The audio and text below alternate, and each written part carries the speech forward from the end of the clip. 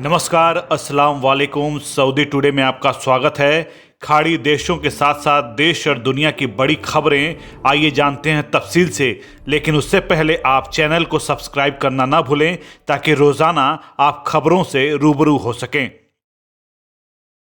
Saudi अरब के health department ने corona के नए मामलों की जानकारी साझा की है और बताया है कि एक बार फिर 189 नए मामले दर्ज किए गए हैं, जिसके बाद किंगडम में कुल संख्या 3,63,725 हो गई है। हेल्थ डिपार्टमेंट के मुताबिक पिछले 24 घंटे में वायरस से संबंधित 11 लोगों की मौत हुई है, जिसमें कुल मौतों की संख्या 6,159 हो गई है। वहीं बीते 24 घंटे में 190 लोगों की रिकवरी हुई है। रियाद में संक्रमण के अधिक मामले सामने आए हैं। यहां 52 संक्रमित पाए गए हैं। इसके बाद मक्का में 38, पूर्वी क्षेत्र में 32, जजान और पूर्वी सीमा क्षेत्र में एक शख्स संक्रमित पाया गया है।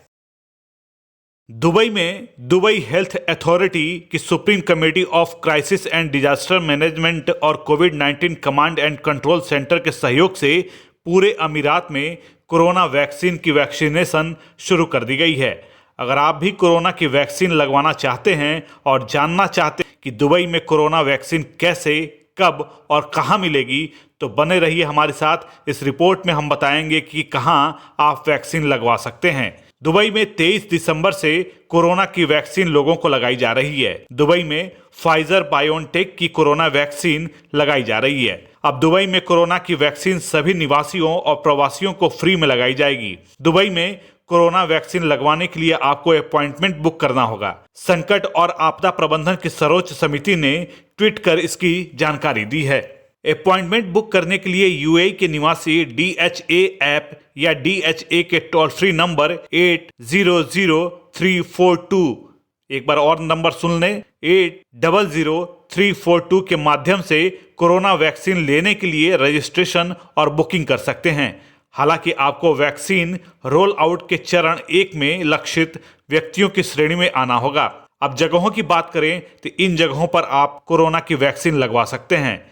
पहली जगह है Zabeel primary health care centre, दूसरी है अल मिजहार प्राइमरी हेल्थ केयर सेंटर, तीसरी नाद अल हमर प्राइमरी हेल्थ केयर सेंटर, चौथी Barça primary health care centre, पांचवी अपटाउन मेरिडिफ मेडिकल फिटनेस सेंटर और छठी हट्टा हॉस्पिटल। गौरतलब है कि पहले चरण में उन्हीं लोगों को वैक्सीन लगेगी जो अमीरात और दुबई के निवासी हैं और जो 60 साल या फिर उससे अधिक उम्र के हैं। दूसरे वे जो 18 साल और उससे अधिक पुरानी बीमारियों वाले हैं। तीसरे वे लोग जो फ्रंट लाइन के कर्मचारी हैं, उन्हें वैक्सीन लगाई जाएगी। कुवैत के प्रधानमंत्री शेख सबा अल कोरोना वैक्सीन फाइजर का इंजेक्शन लिया है। अभियान की शुरुआत होते ही उन्होंने टीका लगवाया है। पीएम शेख सबा अल खालिद ने एक प्रेस कॉन्फ्रेंस में कहा कि फाइजर वैक्सीन अंतर्राष्ट्रीय निकायों द्वारा सुरक्षित है और सभी को स्वास्थ्य प्रक्रियाओं का पालन करना चाहिए। वहीं कैबिनेट मामलों के राज्य मंत्री अनस अल सलेह ने कोरोना वायरस के खिलाफ फाइजर वैक्सीन लेने के बाद कहा कि टीकाकरण अभियान की निगरानी और सरकारी एजेंसियों से टीकाकरण की प्रक्रिया को सुविधाजनक बनाने के लिए सहयोग करने वाले कैडरों और कर्मचारियों का ये प्रयास है। ईरान पर अमेरिकी हमले की आशंका गरमाने लगी है। जी हां, अब दोनों तरफ से ही भड़काऊ बयानबाजी होने लगी है। एक तरफ अगले 20 जनवरी को जो बाइडेन के अमेरिका का राष्ट्रपति बनने के बाद ईरान परमाणु समझौते को फिर से जिंदा करने की कोशिशें तेज हो गई हैं। वहीं राष्ट्रपति डोनाल्ड ट्रंप ने ईरान पर हमले की आशंका बढ़ा दी है। ये चर्चा पहले से रही है कि राष्ट्रपति पद छोड़ने के पहले ईरान के खिलाफ सैनिक कार्रवाई कर सकते हैं, जिससे ईरान परमाणु समझौते को वापस लाना बाइडेन के लिए मुश्किल हो जाए। ट्रंप के ताजा हमलावर तेवर पर ईरान ने भी सख्त बयानबाजी की है।